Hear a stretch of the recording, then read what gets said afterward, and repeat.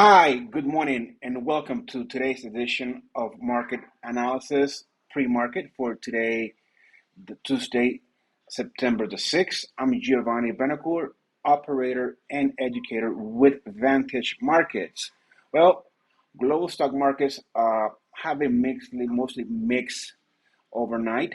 U.S. stock indices are pointed toward higher openings when the New York session begins.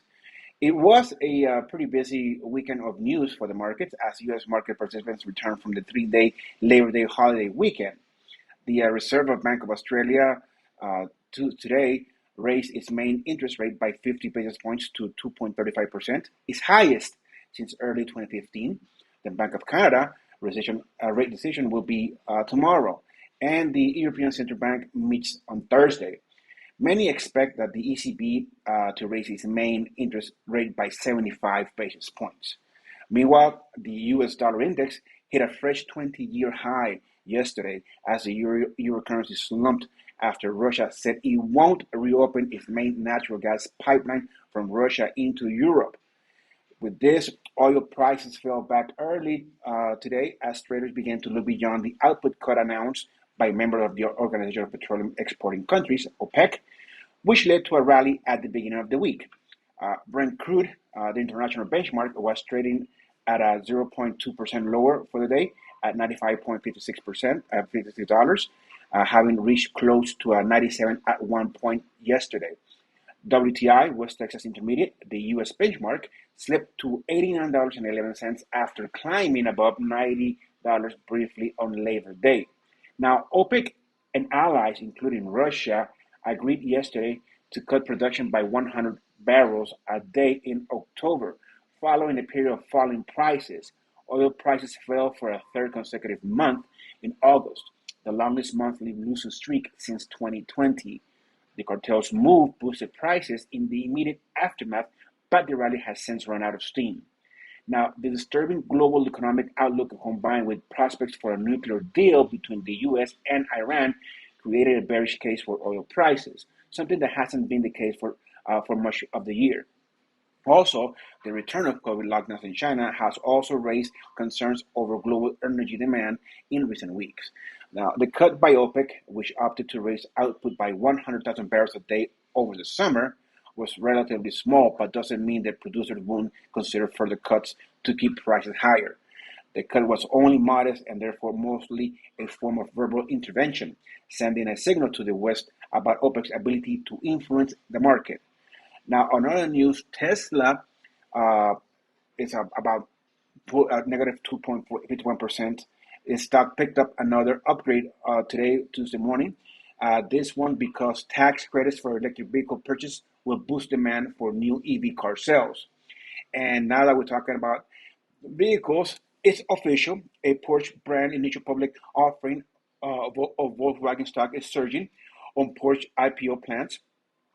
So shares of Volkswagen are rising after the company said it was in advanced discussions with Porsche SE about an IPO of the iconic sports car brand in late September or early October. With that being said, let's take a look at what we can expect of markets. As we were talking, markets could most likely be opening to a higher open. I have a 12,000 as my psychological support level. I have my resistance as the highest as of September the 2nd. So markets RSI is not in oversold territory, so a nice pop to the upside can be nicely expected. In the S&P 500 as well, it's trading right below my pivot point. I have the 3900 as my support, psychological support level, and also the resistance as high as the high of September the 2nd. Here we have crude oil prices. Crude oil has come to close that gap that it opened up today. It's pushing higher. I'm looking at $88 as the initial psychological resistance level. The RSI is neutral zone, so we could probably see a nice leg to the upside due to this information from the OPEC, and also regarding the Nat Gas, which is Nat Gas at this moment is trading lower, despite of the Russian news. So perhaps if we continue this move down, I have my 50-day moving average as my support of my support level.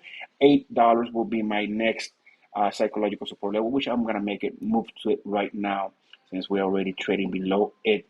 So here we have $8 as my support, psychological support. Then on gold, I'm looking at gold to be trading in a narrow range narrow channel, right above our psychological 1700 support level and right below 1720 as my initial support. I have my pivot very close to that, so that will be my resistance for that. Now, RSI is trading normal, is looking to hit the oversold, but not yet. Then we have here obviously silver. Silver is one of the ones that is looking to stay firmly on this, also on this narrow channel above my pivot point of $18 psychological support level as well, and the high so far at my resistance of 1858. That's intraday's levels, obviously. And then we have copper. Copper has really been on a tear. Perhaps did it find support at around these levels? Well, the RSI is pointing that it has still some more room to correct if that was the case. But I have 3.5 as my initial psychological resistance. My pivot point is right above that. Then we have the Bitcoin. Bitcoin is really looking to stay around the 20,000 mark. If you look at this ranging, this is really low volume here.